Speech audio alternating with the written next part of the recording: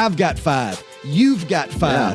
Secrets to our success. I was in a trade one time, and I was up like hundreds of thousands of dollars. Okay. I did not realize this until years later. The anxiety that was producing inside of me, I actually passed out one night. Oh, God. My wife found me in the bathroom floor, passed out. Should you go down that road? You say, well, why? Because there's people that are sitting there listening to you going off on the vaccine that have been vaccinated. What does it benefit? What does it benefit? Yeah, but I can. I know you can, but should you? Yeah. It's a higher way to live. Pigs get fed, hogs get slaughtered. And FOMO is fear of missing out. Yeah. None of us want to miss out on the golden opportunity. And it's not just the money, it's the fear of being embarrassed because everybody else did it and you didn't. Yeah, but what about Jesus? Yeah. Oh, listen, that man was full of hate. Yeah. He hated the devil. Mm-hmm. He hated sickness and disease. Yeah. He hated sin. Come on, he hated demon possession. You're listening to the Life in Action podcast, Faith, Finance, and Family. Here are your hosts, Mike and Phillip. Hey, we are back with another episode, especially just for you. Yes, Life in Action. Good to see you, Mike Roos. Good to see you, Mr. Phillip Baker. And I love that you drove all the way over here from Houston. Always a pleasure. Here. It's a great sacrifice you make. I know. Love me some Louisiana. Love me some Louisiana. Hey, I just want to give a quick shout out to all our new followers. We really appreciate them. And we just want to say thank you for hitting that follow button. If you haven't done it yet, come on, please do so. Just takes one little second. Just go down there and hit follow, and you'll get all our future episodes with our great guests and great topics. Absolutely. Faith, finance, family. Yep.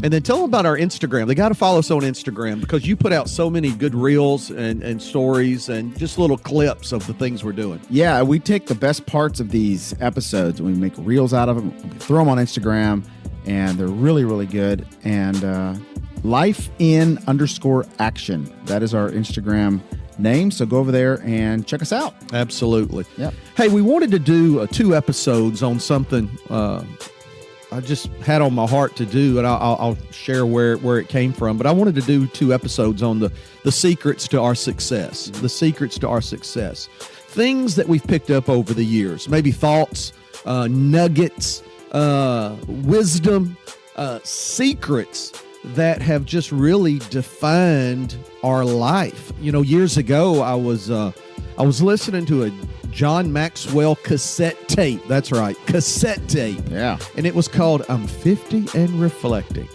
And it was these little pieces of wisdom that he had picked up over the years. And I remember one of them, just real quick, was he said, you know, he learned that when you're younger, you get far less than you deserve. But when you get older, you get far more than you deserve. And he was talking about how they even things out. And that piece of wisdom had just really stuck with him over the years. And so I know there's things that you've picked up over the years that really define you. There's things that I've picked over the years that really define me. You could say it this way. They're nuggets that carry a lot of weight in our soul. Another way you could say it is they're like our default. Our default. It's when we get pushed into a corner, this is what we come out with. Good times, bad times, when we don't know what to do, these are the default nuggets, the default wisdom, the default secrets that we fall back on. Another way, I'll give you one more example. They're our operating system. Yeah. You know, every year, iPhone, iPad, you know, they come out with these updates, and it really changes the way your phone operates. Well, we're going to share with you guys today our operating system, nuggets that we have picked up over the years that define us, weigh a lot in our soul. They're our default. They are our go-to move. They're our culture. They're our DNA.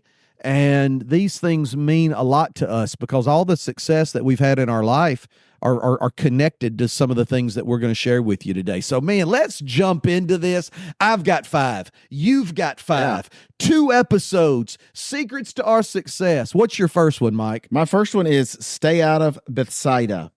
And one day I was in Mark 8, and I was reading the story about the blind man they brought to Jesus to get healed.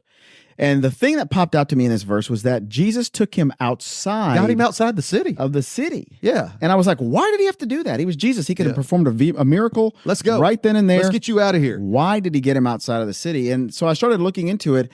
Bethsaida was one of the woe cities.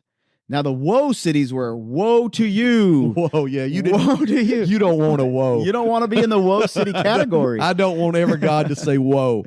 So he said woe, and Bethsaida was one of those cities. And Okay. it was because they were a city that did not believe. They brought the message to him. He brought the message to him. They did not believe he could do no miracles in that city. And so because of that, I believe that Jesus had to get him outside of that unbelief, outside of that system, that culture, those friends, those families that said, hey, you've been blind your whole life. You're not going to be healed. There's no way. This can't happen. We got to get you out of here. He had to get him outside of the city. He could do the miracle. And then, so to me in my life, that means I've got to keep away from those people who are negative influences in my life, who say, Mike, you're not smart enough. You don't have enough money. You can't do that. You don't have the education. You know, I didn't finish college. Yeah. And so there's all these things that people can negatively affect you and get into a position where, into a place, into a city that is, hey, man, you can do anything. Hang out with those people that are like, you can do it. We believe in you. And those are the things that you need to surround yourself with. So I always have that thought in my head is stay out of Bethsaida.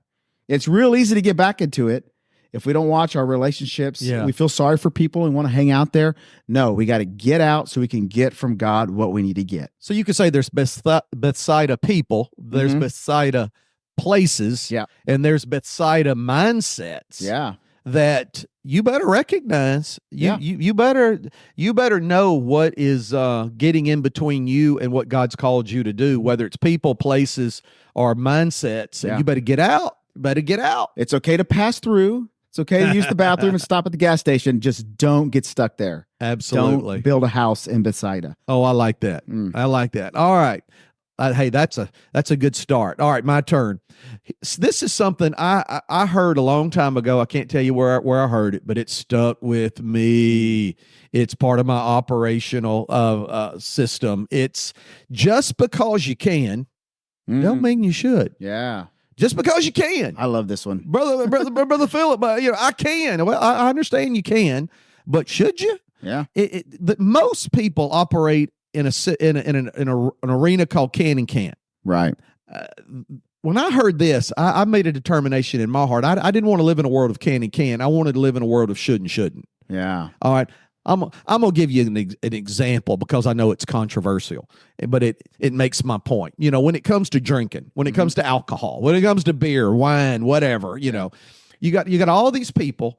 Of course, been in church my whole life, and they want to know, can I drink or can I not drink? Yeah. And everybody has their opinions. Right. And everybody goes to these go-to scriptures, and then, no, absolutely not. Yes, absolutely. It's just religious. Jesus drank. You can drink, don't get drunk. Just all of these things, and all these opinions, but they're all kind of connected to where can I or can I not? Yeah. And everybody's looking for this black and white thing. Right. Well, for me, drinking has never been a can and can't thing. It's been a should and shouldn't. Yeah. Should I? Yeah. Drinking, that's always been easy for me because for me, it's should I do it? And the answer for me has always been no. It regardless of whether health benefits you think there are, or whether however much you like the taste of it. For me, it's not worth it when it comes to other people. Yeah. When it comes to a love walk, it's not someone telling me I can't. It's me saying, should I? Is me drinking worth possibly messing up somebody else's Christian walk? Yeah. And when I look at it that way, for me, not for you, I'm not telling anybody what to do. It's just not worth it. And so I shouldn't. And I remember hearing this a long time ago that goes with this. What adults do in moderation, young people do in excess. Yeah. And so you can plant your feet in, well, the Bible doesn't say I can't, and the Bible says I can do this, and so I'm gonna do what I want to do, and it really doesn't matter what anybody else thinks because I can. Well, you can live that way. Yeah. And most people do, can and can't. I don't want to live that way. Yeah. I want to live in the world of should and shouldn't. What do you think? I heard it so many years ago when you said it, and I used to have it in my dash above my speedometer. Just because you can doesn't mean you should. And I've used that so many times in life. I love that. And that's one of the things that is always in my head too, is it's popped in my head, is just because I want to do this and just because I can might not be a good idea to do it. And it makes me stop and pause and think. And I think that's a good point of reflection. I love it. I remember, years ago during COVID, I would be in rooms and as COVID began to unfold and the whole vaccine thing began to unfold, and we kind of got beyond COVID, and there were people that didn't get vaccinated. Yeah. And they had some strong opinions about vaccination. Every week, we are giving away a free copy of Phillip Baker's book on our Instagram. All you have to do to enter is follow our page. Head over to life_in_action on Instagram, give us a follow, and you are entered. Easy as that. Now, back to the show. And they wanted to share stories of people that got vaccinated that maybe got injured or harmed. Yeah. And they're sitting there and they start getting into that conversation. Well, they can, but at that moment, should you go down that road? You say, well, why? Because there's people that are sitting there listening to you going off on the vaccine that have been vaccinated. Right. And so, you can say what you want to say, but in that setting, should you? Yep. All right. It's a higher realm of living. What difference is it going to make to those people that have been vaccinated for you to sit there and talk about what you want to talk about the COVID vaccine? Right. I don't want want to to benefit. What does it benefit? Well, yeah, but I can. I know you can, but should you? Yeah. It's a higher way to live. I was having a conversation with my family this past week about just that. Is I'm working on something on myself, is learning how to say something correctly. Instead of saying, hey, why don't you do this way? Is my wife said, why don't you just don't say anything at all? I can be very opinionated, and you know this. I can be very opinionated, and it comes out of hey, I'm trying to show you that the right way or the best way to do it is my way, probably. So just because I can show you what I think is the best way is not always the best way. And sometimes I shouldn't say it. No, and I'm learning come on, that. let's rephrase it. Yeah. You can make it clear that I'm right and you're wrong. Yes. All right. Yeah. You can say what you're going to say, and it's going to result in me being right and you being wrong. But in the moment, in the room, read the room. Yeah. Should you? Should you? It's not. I'm learning it's not worth it. It is not worth it because you push people away. If people don't want to hear what you have to say, and it's not the right moment. It's a short-term satisfaction, but it's a long-term dissatisfaction. So that's what I'm learning. That's good. So, all right. So number one was stay out of. I say Bethesda. You say Bethesda. Whatever you want to say. Bethesda. So it's two of them. Yeah, there's Bethesda. Stay out of Bethesda. Number two, just because you can doesn't mean you should. All right. Number three, go. Number three, pigs get fed, hogs get slaughtered. Oh God, this is going to be a good one. Pigs get fed, hogs get slaughtered. Okay, man, please explain. I learned this in my 20s that pigs get fed, hogs get slaughtered. And really, it's simple. I mean, if you first imagine the pig, it's like you want a nice little pig. It's good to eat, but a hog is a pig that's been around too long. That stayed around too long and got too big, and they got slaughtered. And it's eating time. So what that means to me is that, hey, when I'm in a business deal or I'm in something, and greed starts getting in, and my motivation is, man, if I can just get a little bit more, if I can just make a little bit more, if I can just do that. And every time I've done that, I get slaughtered. I lose because I let greed be my motivation and not just, hey, this is a great opportunity. I made a profit. I did something good. No, I get destroyed. So I asked myself, how many times have I should have sold? Uh-huh. And I'm going to sell at the top. Well, the top never comes, Mm. And so there have been times when I have lost a lot of money because I was greedy. I wanted to be a hog and not a pig. And so the motivation for that a lot of times comes from FOMO. And FOMO is fear of missing out. Yeah. None of us want to miss out on the golden opportunity. None of us want to miss out on the time. And it's not just the money, it's the fear of being embarrassed because everybody else did it and you didn't. Everybody else got in on it and you didn't. And so it just puts us in a position where we will go all in on something, or we'll just really don't want to be the last man standing who didn't get the opportunity. So we just like push in and we get greedy.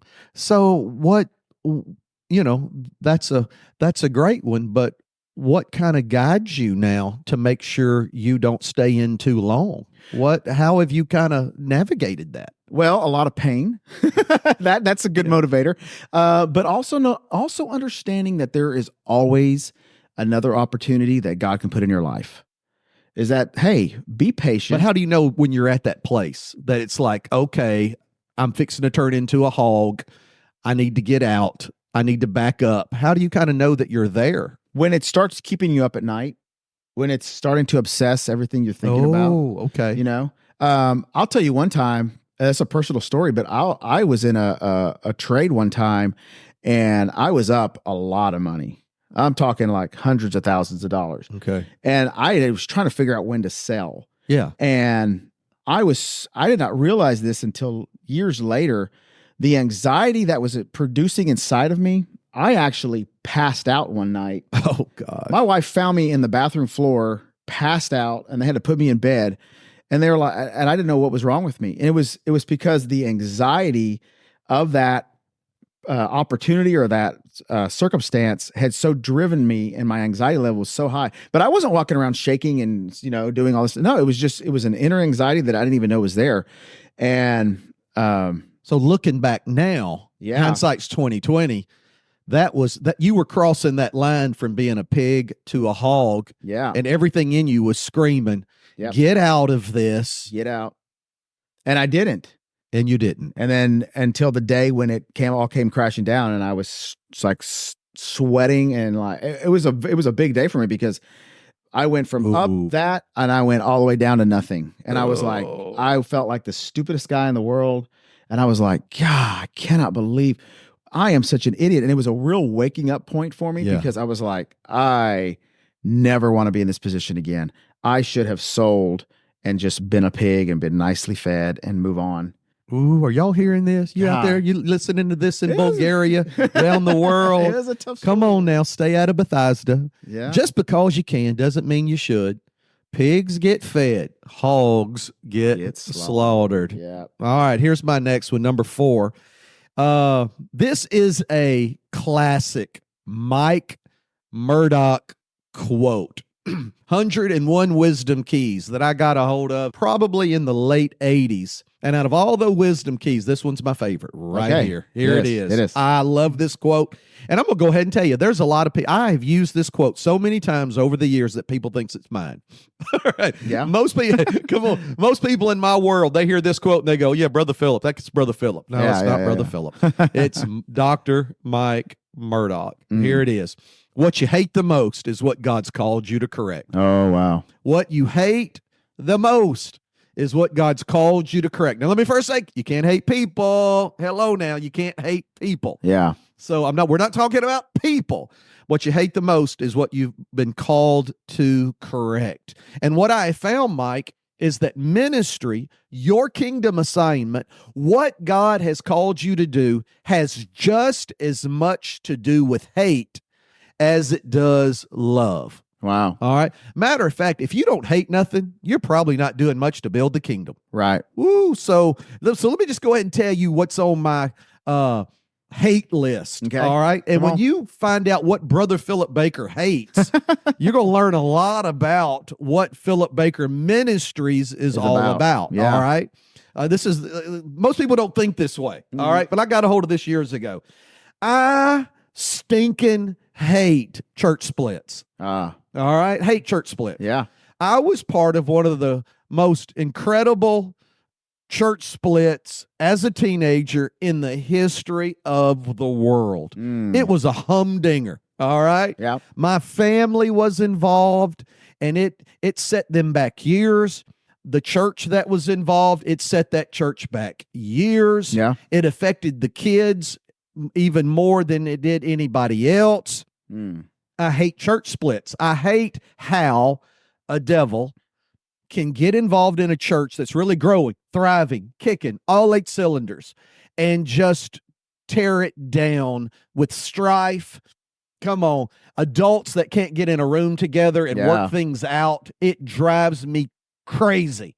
Well, what's defined our ministry more than anything else? We've preached on the love of God probably more than any other subject in the Bible. And I've been doing leadership training seminars for 20 years. And at the core of those leadership training seminars is my passion to split proof a church, to bring emotional maturity, to bring the love of God, to bring a revelation of avoiding strife, forgiving each other, getting along, believing the best, not letting a devil get in there and just wreak havoc in a church.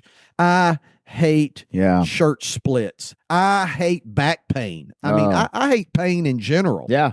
I mean, because listen, I know what back pain is. Yep. I have driven miles and barely could get out of a car.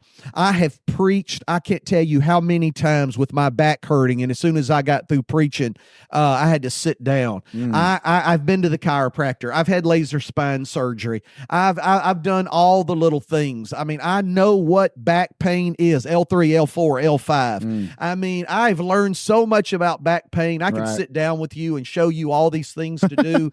I mean, I am an expert on back pain. I hate it. Yeah. In all of our services over 20 years, guess what people have been healed the most in our services? Back pain. Man, I get Mary had a little lamb, and people get healed in their back. Wow. Why? What you hate the most is what God's called you to correct. That's great. And so what about you, Mike? I'm sitting there talking. Your mind is twirling. Yeah, I know. Come on, tell the life in action. What do you hate? I hate poverty. I've known what it is to, wonder if we're going to make the groceries next week and stuff. Yeah. And I hate that. I remember that feeling. And I remember walking into my house and seeing that my wife's grandmother had brought us groceries, and I never wanted to be in that position again. And so I just hate that poverty. And so that's why, I don't know why I always want to try to help people rise above that and get out of that and get out of debt and just become the best they can be. And it's almost annoying sometimes because I will talk to somebody and I'm like, they probably don't even want to know this stuff, but I'm telling it to them. But I've been through church splits too, and that's horrific. And Find your hate. Find your hate. I love that. You got to find. Yeah, but what about Jesus? Yeah. Oh, listen, that man was full of hate. Yeah. He hated the devil. He hated sickness and disease. Yeah. He hated sin. Come on, he hated demon possession. Yeah. There was a lot of stuff he hated. Yeah. At the same time, he loved people. Yeah. He had a compassion for people.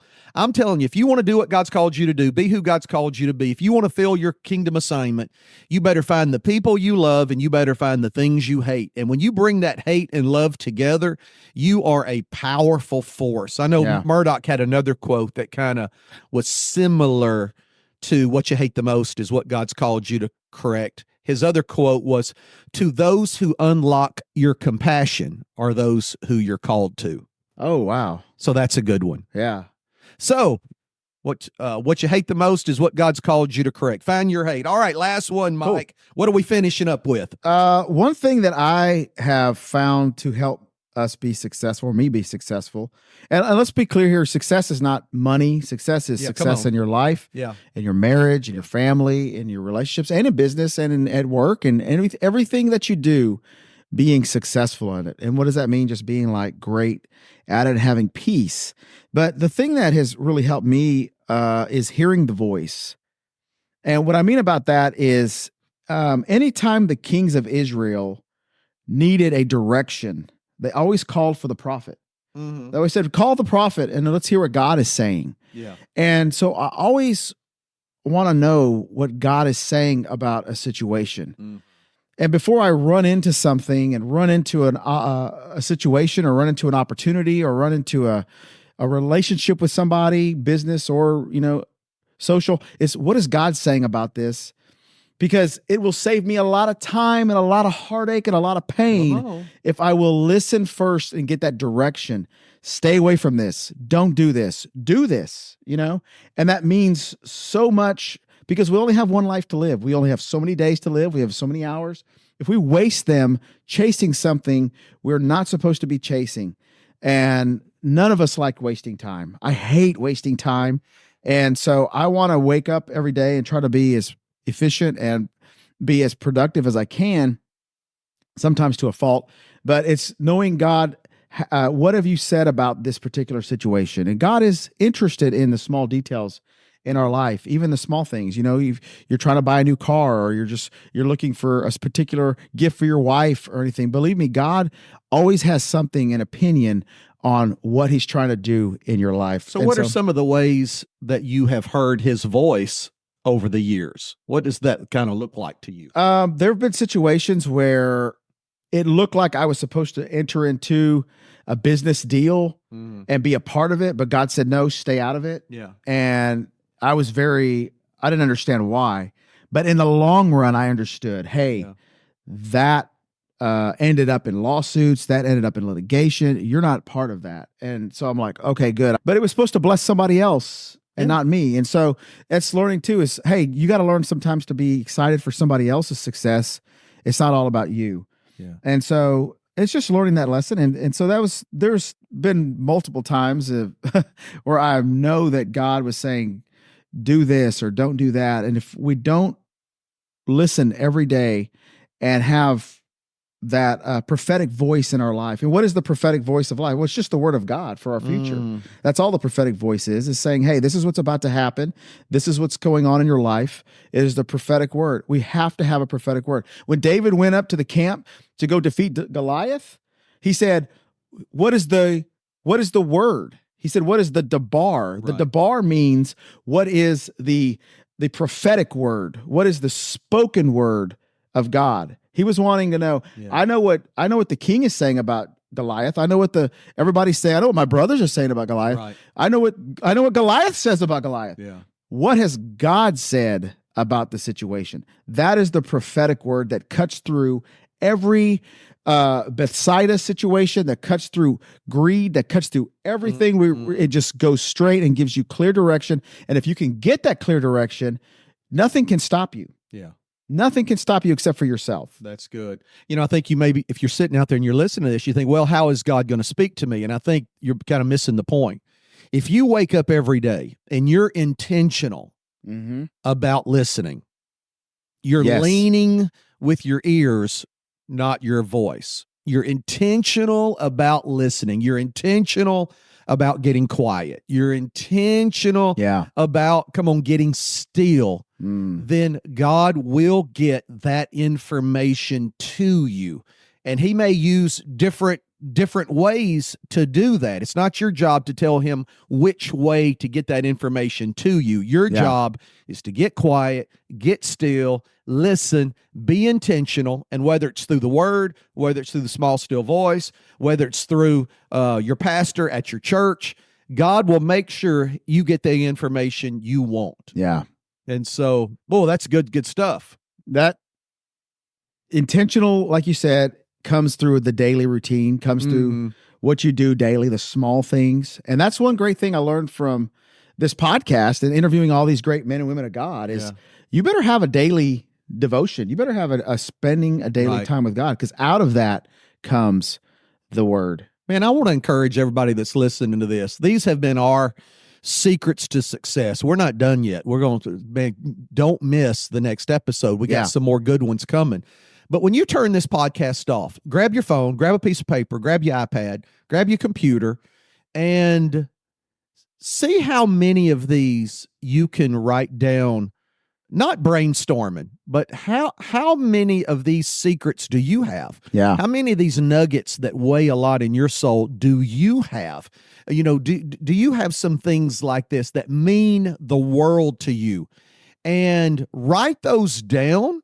And all of us can be a better steward over these secrets to our success. And listen, I don't want to end this on a down note. Yeah. But if you're out there and you really have a hard time really finding these secrets, you have a hard time. Well, I just don't know. Yeah. I can't really think of anything.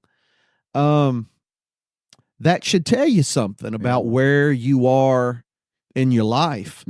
And I really want to encourage you to begin to seek, to ask, to knock, and ask God to give you some secrets, give you some defaults, give you some things that you're going to build your life with and your culture and your operating system, because I don't know who I would be without the things we're talking about. Yeah. I know, and I know you feel the same way. And so these are our secrets, but more than that, I want you to have yours. Yeah. So let's wrap this thing up, man, because I'm excited for episode 2. Me too. That sounds good. Man, again, appreciate all our followers and listeners. If you liked this episode, please follow. And we love to hear from you. Go over to our Instagram and drop us a message if these episodes are helping you in any way.